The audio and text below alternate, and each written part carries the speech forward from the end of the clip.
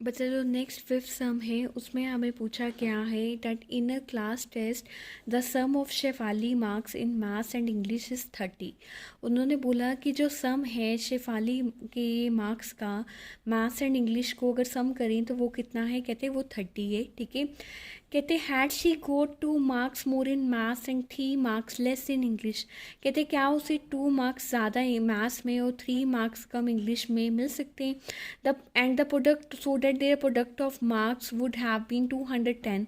तो उन्होंने बोला कि अगर उसके मैथ्स में दो ज़्यादा हो जाए और इंग्लिश में 3 कम हो जाए, सो दैट कि उसका जो प्रोडक्ट है वो 210 हो जाए, तो कहते कि क्या होगा, उसके जो एक्चुअल मार्क्स होंगे वो क्या होंगे। तो आपने वो एक्चुअल मार्क्स फाइंड करने। ठीक है, तो सबसे पहले हम मान लेते हैं कि जो हमारे मार्क्स हैं दैट इज़ एक्स। ठीक है, जो मैथ्स के मार्क्स हैं वो एक्स है। ठीक है, और जो इंग्लिश के मार्क्स हैं वो क्या होंगे, 30 माइनस एक्स, क्योंकि मैथ्स और इंग्लिश का जो सम दिया है दैट इज़ 30। ठीक है, तो अगर हम 30 में से मैथ्स के मार्क्स माइनस कर देते हैं तो हमारे पास क्या आ जाएंगे, इंग्लिश के मार्क्स आ जाएंगे। ठीक है, तो अब हम क्वेश्चन के अकॉर्डिंग अपना इक्वेशन बनाएंगे।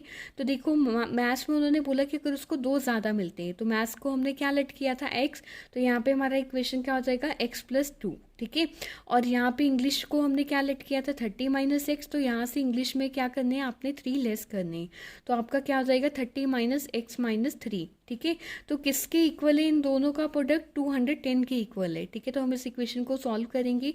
तो देखो 30 माइनस 3 यहाँ पे क्या हो जाएगा, आपका 27 माइनस एक्स हो जाएगा।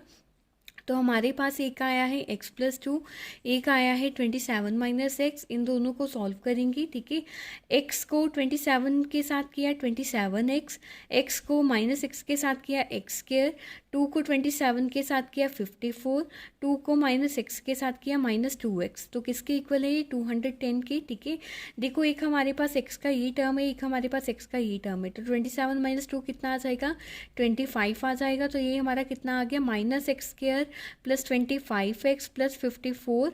ये जो 210 था इसे हम लेफ्ट हैंड साइड पे ले आए, तो ये कितना आ गया, -210 इज इक्वल टू 0। ठीक है, तो 54 कांस्टेंट टर्म में से कौन से टर्म माइनस करेंगे, 54 माइनस 210 किया, ये कितना आएगा, -156। ठीक है, तो आपके पास ये क्या आ गया, -x² plus 25x minus 156 is equal to 0।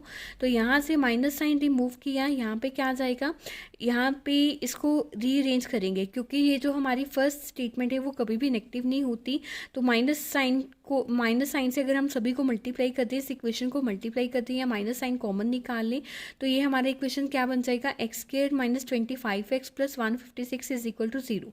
अब नेक्स्ट स्टेप जो है, अब क्वाड्रेटिक बनने के बाद ये जो हमारी क्वाड्रेटिक इक्वेशन है हम इसके क्या बनाएंगे, फैक्टर्स बनाएंगे। ठीक है, तो 156 के फैक्टर क्या होते हैं, अगर हम 2 से स्टार्ट करें, हमेशा फैक्टर हम छोटी रकम से बनाना स्टार्ट करते हैं। तो 2 पे किया 78, देन अगेन किया 39, देन 3 पे किया, तो ये हमारे फैक्टर बने 2 2 3 13। ठीक है, तो देखो अब यहाँ पे क्या है 25। तो 25 का अगर हमने बनाना है, अगर हम चाहते हैं कि हमारा 25 आए, तो हमारे फैक्टर्स कौन कौन से बनेंगे, या तो 10 15 या 11 14। ठीक है, इसी तरह से 12 13। ठीक है, या 13 12। तो देखो अगर हम इनको मल्टीप्लाई कर दें, 2 2 का 4 4 3 का 12, तो अगर 12 यहाँ पे बन रहा है तो 12 को 13 के साथ करें तो हमारा 156 आ जाएगा।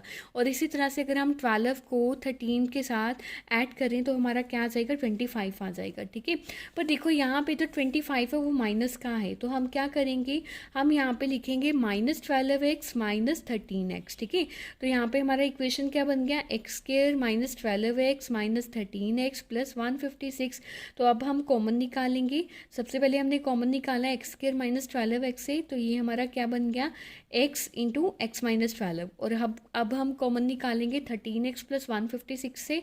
तो हमें पता है कि अगर हम 13 को 12 के साथ करते हैं तो ये हमारा कितना आ जाता है, 156। तो यहाँ पे क्या आ जाएगा, -13 इंटू एक्स माइनस 12। तो एक्स माइनस 12 दोनों में कॉमन है, तो यहाँ पे क्या आ गया, एक्स माइनस 12 और एक्स माइनस 13, ये किसके इक्वल आए, 0 की। ठीक है, तो एक्स माइनस 12 को 0 के इक्वल किया तो हमारा एक्स का वैल्यू कितना आ गया, 13।